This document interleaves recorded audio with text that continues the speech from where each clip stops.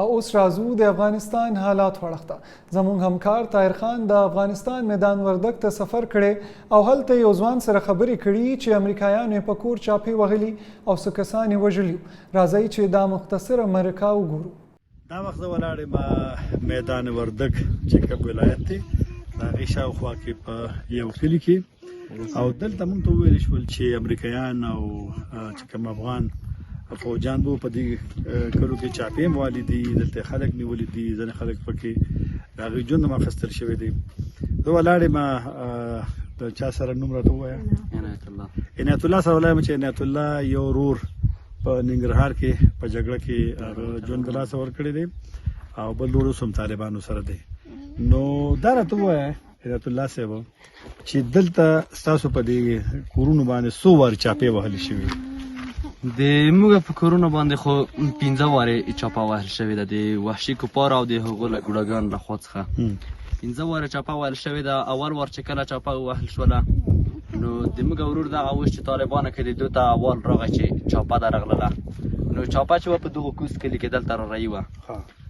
موږ ورور چې کله ووتله نو د موږ تره داسې د دوی ځای نه ووته هغلته یې شهید کړه په هغلته یې په شهادت باندې ورسولو د کفارو او د هغو ګوډاګیانو هلته په شهادت باندې ورسولو او دا کور چې وا دا کور ټول بمبار کړه. دا د موږ د کاکا کور دی د دغو شهید کور دی دا کور ټول ورته بمبار کړه.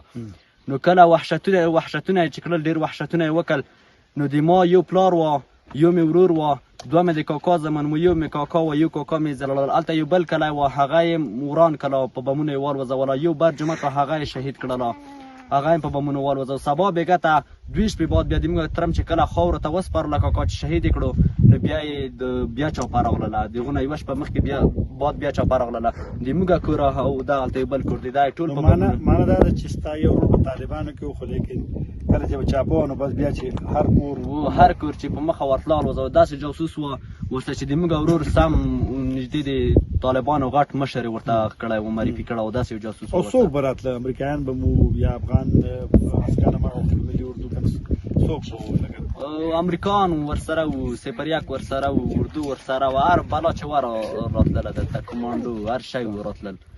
نو بله چاپه چې کله راغله دغلته د داسې غریب سړي دکان ووایل ویس وځوله په ورونو باندې اور یې ورته واچوه ویس وځولو. دغسې ظلمونه د کفارو وکړله او د هغو ګوډاګیانو نو دا کورونه یې ټول سره بمبار کړل. دا بیا تاسو واپس جوړ کړل؟ و دا کورونه ړنګ شوي دا هم بېرته جوړ کړل. یو هغلته کور و دا هم بېرته جوړ کړل هغلته کورونه داسې دا کورونه هم جوړ کړل.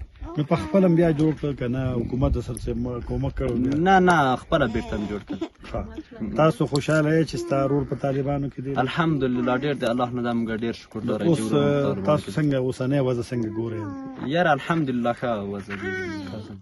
ډېره مهرباني شکریه ستاسو.